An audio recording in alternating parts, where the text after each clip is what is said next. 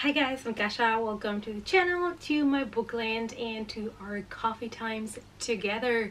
I am here to finally present to you my wrap for the Ebola-thon. It's coffee time! So if you're new here and you just landed in this video, I hosted a readathon for the month of November, very casual. It was just Ebola-thon, just to read some books about horror and spooky things, and I made some challenges based on Stephen King novels, like on their titles, and I completed all of my challenges, which I'm very happy about, and I ended up reading 11 books. Well, I think it was, let me think, 9 books, 2 graphic novels, and a couple of short stories, so I am very pleased.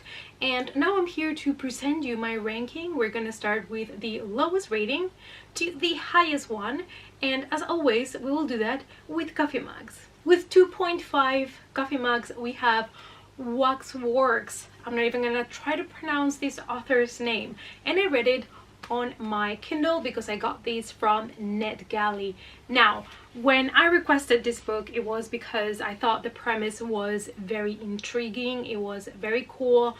It is about this old school for girls that was in Switzerland, and after a teacher was murdered there, they had to close the doors, and years later it is being reopened as a wax museum / inn where people can just check in, and some of the girls that used to go to that place when it was still a school decide to revisit it, and they go there with a film crew to try to make kind of like a documentary, kind of like supernatural encounters kind of thing, and try to film some ghosts in castles and in this building. So I thought this was gonna be fantastic, but the ensemble of characters is very big, and the author is changing chapters and characters so fast that at some point it got complicated to try to follow up with everybody's stories, and you mixed their backgrounds. You didn't know who was who. Like, there was 2 main girls that I was mixing all the time, and that kind of put me off a little bit. So even though I was kind of enjoying the main premise, I could not really follow up and really be deep invested into the story. With 3 coffee mugs, we have The Chain by Adrienne McKinty, and this is basically one of my biggest disappointments for these readathon, because I had high expectations for this book. Another one that I absolutely loved the idea. It's basically following the story of kind of like these people that kidnap your kid, and then they call you and they tell you if you want to see your kid alive, you need to kidnap somebody else's child, and so it goes on and on in a chain. And I thought, that's cool, I want to read that. And it started being like this cool thriller, and then it just became this cheap action movie, repetitive.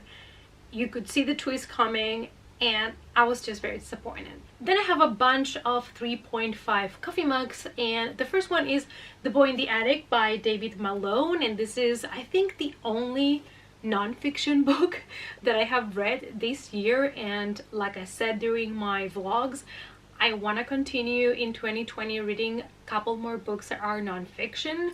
And this is based on the story of a true crime where a boy of 7 years old was murdered in what was considered to be a satanic kind of ritual. And this book is based on 1973, so you can imagine that it shows another perspective, another mentality. Religion was still a big thing, and most people were religious, and so nobody could understand why a kid would murder another kid in such a way.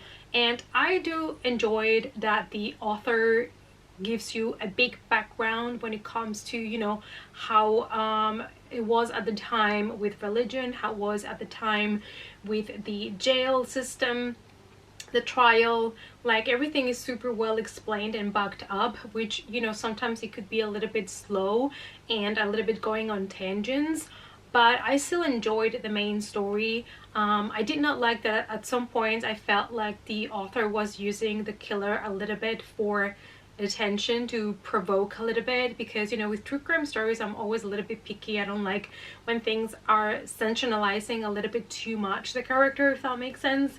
But nevertheless, it was a very interesting story. The next 3.5 coffee mug, it is The Taking of Any Thorn by C.J. Tudor. Another one that kind of disappointed me a little bit. This one started so good, so well, but then when we were getting close to the ending, I did not like it. I did not like the twist. I did not like how she wrapped up the story, which is something similar that I had with The Talkman. So we shall see. I'm still gonna give her third novel that comes early 2020 a try, because I do enjoy her writing so much.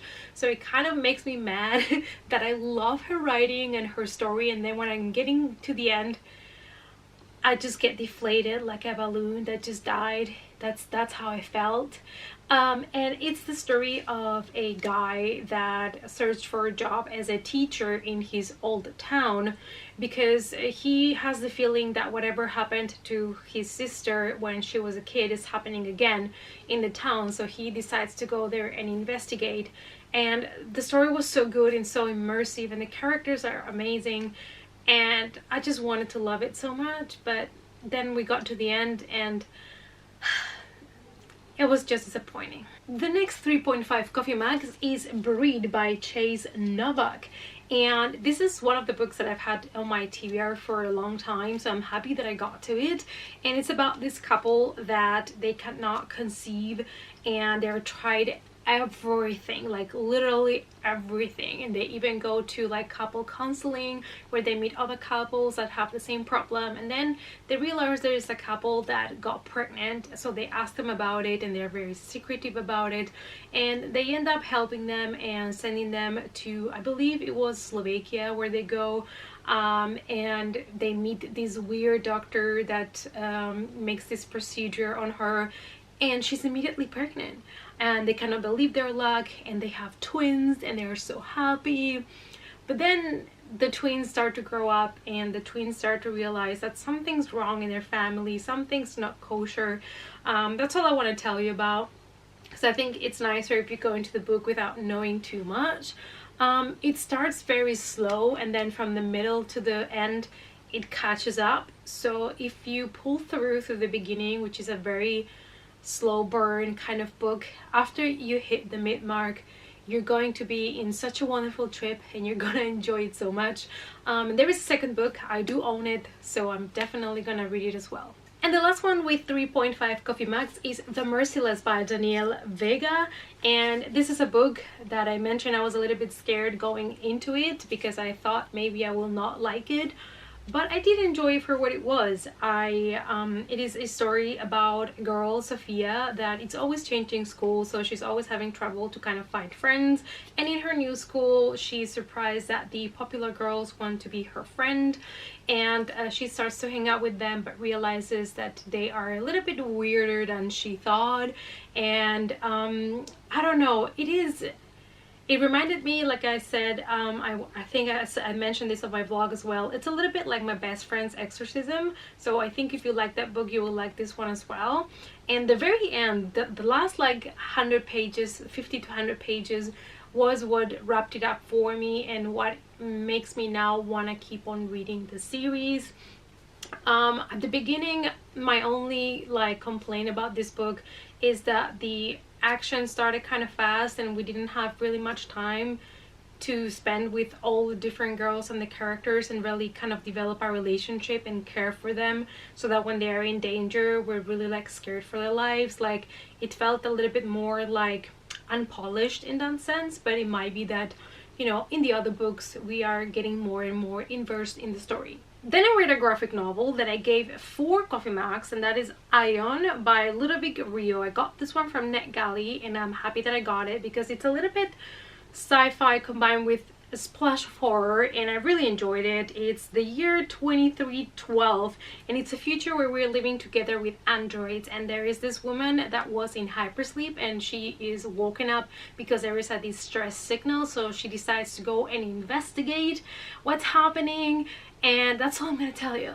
And I really love this one. So if you love sci-fi with a little bit touch of horror, I definitely recommend you to pick up this graphic novel. Next, with also 4 coffee mugs, we have Dying to Live Life Sentence. This is book 2 in a trilogy, and what I loved about this book is that it dared to be different. It was also kind of slow paced at the beginning, and we're following 2 different stories. One of them is a girl that basically was born and raised after the zombie apocalypse, which means for her a lot of things that, you know, the older people that are still alive in this sanctuary that they have, she doesn't understand, because she already grew up and knowing the zombie apocalypse, so that's all she knows. And it's really interesting to see her perspective and see how some problems and worries and things are exactly the same as the regular humans that were born before the apocalypse. And the other character that you're following is actually a zombie. And it is a zombie that suddenly wakes up and realizes that he can think again, and his body is kind of mutilated because he's a zombie, and he doesn't understand what's happening, and it is so original and so entertaining. So if you love zombies, if you love The Walking Dead, you're definitely gonna love this trilogy. I've only read book 1 and now 2, but I'm definitely gonna be picking up book 3. Next, with 4 coffee mugs, it is Stylin by Madeleine Rouge, and this one was a big surprise for me. It is a trilogy as well that I was meaning to start a long time ago, and I always thought it was just gonna be just a nice read but nothing too special, and I ended up loving it like so much. I think part of that is because it has some nice creepy pictures as well, which help a lot with the story, like this one for example. So we're following the story of Dan, and he's super excited because he has been accepted to go to this summer school, but the dorms where they would normally sleep, where the students would sleep, they're being renovated, and so they are sent to sleep at the old asylum that was closed in 1972, and it is a very creepy building, and obviously we have teenagers in a creepy building. Of course they investigate and they start to dig the past and things that they should not be, you know, digging, and it is just fun. It was a lot of fun, and I really enjoyed it, and that's what I gave it 4 coffee mugs, and I'm definitely gonna pick up the next book. And next we have, with 4.5 coffee mugs, one of my new favorite authors, and that is Richard Lehman, and we have Endless Night. This is the first book that I read for the Evil-a-thon, and it was just fantastic. It was a slasher that it started like the typical home invasion slasher horror movie, and then it just turned into this disturbing tale that reminded you of Leatherface and such things and Hannibal Lecter, and I just loved it so much. Needless to say, it's very gory. Disclaimer alert for everything: sexual abuse, rape, murder, corpse abuse, I don't know, mutilation, everything you can imagine, it's in this book. So, you know, just be aware of that before going into this. This is not for the, you know, people that are not used to dealing with horror, because it's a lot to take. But it was so much fun, and I don't know, I just wanted to reread it. But I ordered a bunch of other Richard Lehman books, so next year it's going to be the Richard Lehman year for me. And the last one that I read is a graphic novel, and that is Lock and Key, Welcome to Lovecraft. And I gave this one 5 coffee mugs because how can I not? The artwork is fantastic, and it is horror. It is a horror story. It is very brutal, but I love that they are still kind of digging into more personal matters. It is about a family that has to relocate after a sort of home invasion situation that they had, and it also tells you how the kids are dealing with it, how they are moving on, how they are accepting who they are. And so it has a lot of these deeper meanings as well, but it's also a great exploration of this house with the keys. And for being the first volume, I absolutely loved it.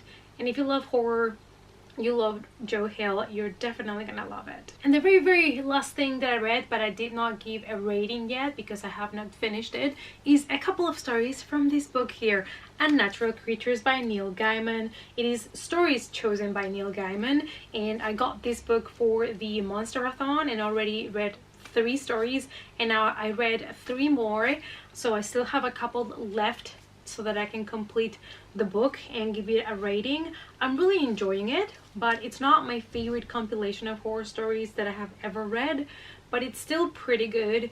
And I think Come Lady Death, which is one of the stories that I read for the Monster-a-thon, it's still my favorite one. But if you love creepy stories that are different, I would recommend you this, because it has not only ghosts but also like monsters and just weird things. Like, it's a mix of everything. So these are all the books that I read for the Evil-a-thon plus the ebook. So needless to say, I'm very happy because I've had a busy month, but I still got to read a lot.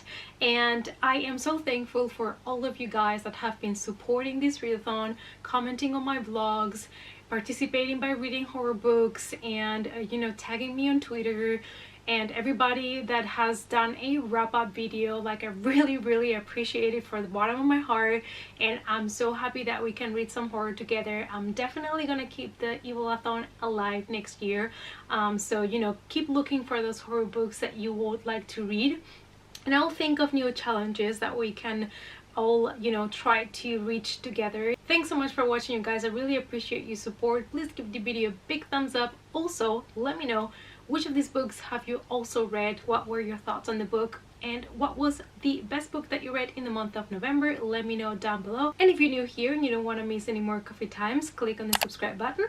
And also, before you leave, hit the notification bell. If you want to follow me on other social media, I do have Goodreads, Twitter, Instagram, and Facebook. The links to those can be found in the description box down below. And I hope to see you all in the next coffee time. Bye!